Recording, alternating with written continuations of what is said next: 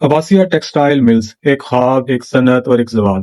رحیم یار خان جنوبی پنجاب کا وہ شہر جسے کبھی صنعت، زراعت اور تجارت کا قدرتی مرکز سمجھا جاتا تھا۔ یہی وہ خطہ ہے جو سندھ اور بلوچستان دونوں سے جڑا ہوا ہے، جہاں سے خام مال، مزدور اور تجارت تینوں آسانی سے ممکن تھے۔ اسے جغرافیائی اہمیت نے ایک وقت میں یہاں عباسیہ ٹیکسٹائل ملز کے قیام کی بنیاد رکھی۔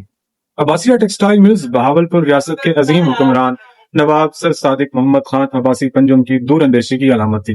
مل کا نام عباسیہ حکمران خاندان عباسی کی نسبت سے رکھا گیا۔ نواب صاحب کا ویژن واضح تھا، کپاس یہیں پیدا ہو، یہیں استعمال ہو اور یہیں کے لوگ روزگار ملے۔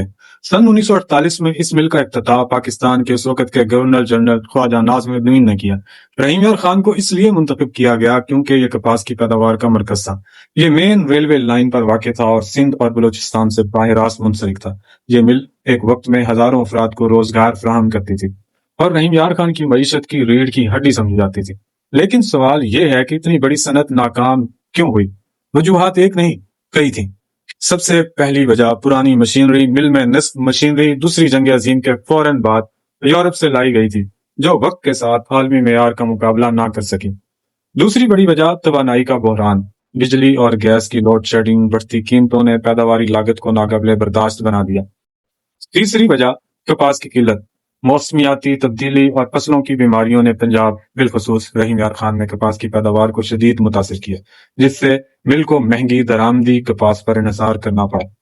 چوتھی وجہ غلط سرکاری پالیسیاں اور ٹیکس کا نظام، سیلز ٹیکس ریفنڈز کی تاخیر، ایکسپورٹ اسکیموں میں عدم توازن اور مقامی صنعت پر بڑھتا ہوا بوجھ، اور پھر ریاست بہاولپور کا انضمام، مالکانہ تبدیلیاں اور نجکاری۔